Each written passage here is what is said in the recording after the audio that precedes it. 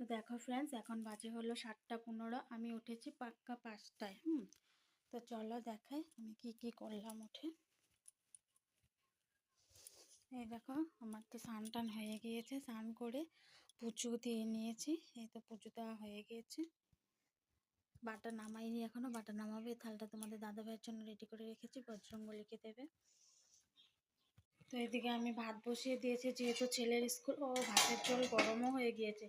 ছেলের যেহেতু স্কুল খোলা, স্কুল যাবে, তার জন্য ভাত বসিয়ে দিয়েছি। ডাল করে দেব, আর দেখি কি করে দিতে পারি। যদি পনির তরকারিটা করে দিতে পারি তাহলে করে দিতে পারবো। আর এখানে হলো চা বসিয়ে দিয়েছি। আর দেখো, সকালে উঠে আমার জামা কাপড়ও কাচা হয়ে গিয়েছে। কালকে ঘুরতে গিয়েছিলাম, তোমরা দেখেছিলে। তো জামা কাপড়ও কাচা হয়ে গেছে। 7টা বাজে, সব ঘুমাচ্ছে, এখনো ওঠেনি। স্কুল যে যাবে খবরই নেই, পড়তেও বসলো না। এই দেখো, এখন বুক নিয়ে বসেছে। এই যে কেঁদে কেঁদে বুক নিয়ে বসেছে। তো ফ্রেন্ডস দেখো, ভোর 5টার সময় উঠেও কিচ্ছু কাজ এখনো কমপ্লিট করতে পারলাম না। এই জায়গাটা এখন ধোয়াবো। এখন বাজে হলো তোমার 12টা। এই জায়গাটা পরিষ্কার করবো, বালতি বুলটি মাজবো, বাসন ধোয়ার জায়গাটা ধোয়াবো, বেসিনটা পরিষ্কার করব, ঘর দুয়ার মুছবো। এতটুকুই কাজ আছে।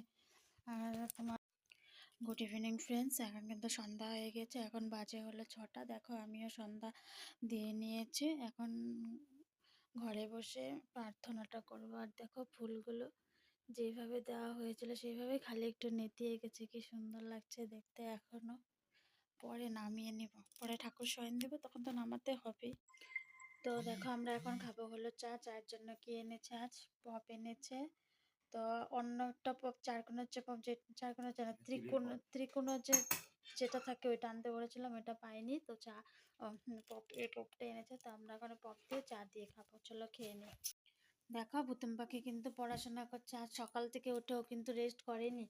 সকালে 6:30টার থেকে উঠে পড়লো, 9টার দিকে স্কুল গেল, স্কুল থেকে এসে কোচিং গেল, কোচিং থেকে এসে খেয়ে দিয়ে আবার পড়তে বসে গিয়েছে। কিন্তু আজকে খুব পড়াশোনা করছে। ও খালি গায়ে তো, তার জন্য শরীরটা আর দেখালাম না। ও স্পোর্টিং পরেনি।